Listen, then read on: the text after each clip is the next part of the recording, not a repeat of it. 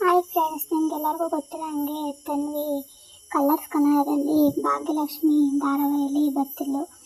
ಅವಳು ಶೂಟಿಂಗ್ ಮಾಡ್ಕೊಂಡು ಸೆಕೆಂಡ್ PUನಲ್ಲಿ ಎಷ್ಟು ಅಂಕ ಗಳಿಸಿದ್ದಾಳೆ. ನಿಮಗೆ ಗೊತ್ತಿರೋ ಹಾಗೆ ಈಗ ಭಾಗ್ಯಲಕ್ಷ್ಮಿ ಧಾರಾವಾಹಿನಲ್ಲಿ ಭಾಗ್ಯ ಮತ್ತು ತನ್ವಿ 10ನೇ ತರಗತಿಯನ್ನು ಮುಗಿಸಿದ್ದಾರೆ. ಇಬ್ಬರು ಒಟ್ಟಿಗೆ ಓದಿ ಎಕ್ಸಾಮನ್ನು ಬರೆದಿದ್ದಾರೆ. ಆದರೆ ತನ್ವಿ ಶೂಟಿಂಗ್ ಮಾಡಿಕೊಂಡು